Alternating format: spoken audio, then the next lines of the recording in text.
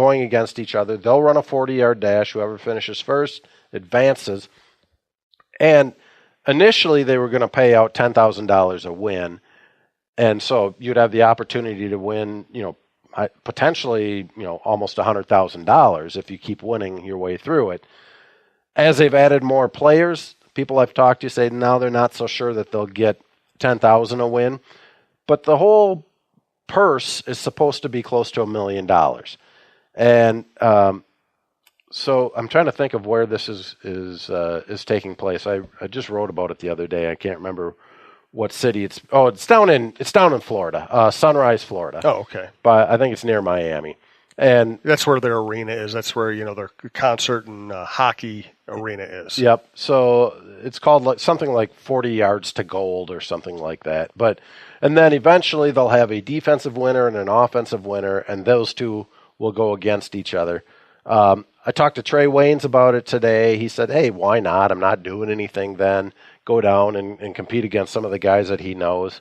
But Badette, I think, might have a chance to advance far or potentially win this thing because he ran at his Oklahoma Pro Day. He was not invited to the Combine, so you don't know exactly if it's apples to apples, but he ran a 4.18 at his Pro Day at Oklahoma, which is blazing. Wow. So if that clock was right, he's got a great shot at this. But he's going against, there are some other bigger names. Alvin Kamara is now in on it. Mark Ingram's in on it.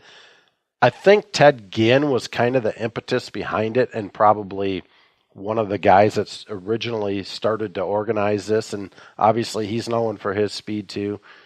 I just think it's a good concept and it's good timing because you're still 3 to 4 weeks out from training camps happening. People, the mini camps have all been done for at least a few weeks.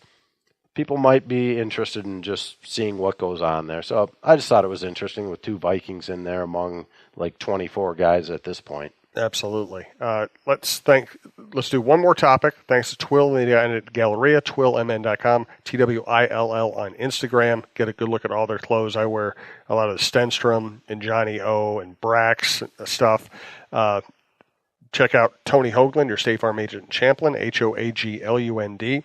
Easy to work with wherever you live. And check out Bite Squad, bitesquad.com. Download the Bite Squad app. Use the promo code TALKNORTH for your first delivery fee waived. Keep using them after that just because they've been really good to our network. We appreciate all of our listeners and all of our sponsors. Any final thoughts on Brian Robison? He's been one of my favorite players to play for the Vikings. And I know it hit him extremely hard, and he felt blindsided when they cut him after training camp last year. But he came back last week and did sort of a retirement press conference. And really what he wanted to do, I think wanted to kind of tell the underdog story and how he kind of got to be the person he was. But he also wanted to come back and thank a bunch of people along the way. Brian Robison has been one of the classiest players to come through Winter Park or TCO in my 20-plus years covering the Vikings. And,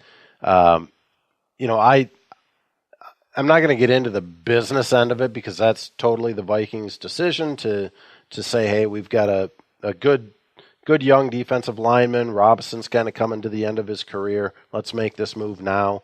We saw they did it with Terrence Newman too. It's always business before personal relationships in the NFL. But with Robison, I think he was an extremely easy person to like.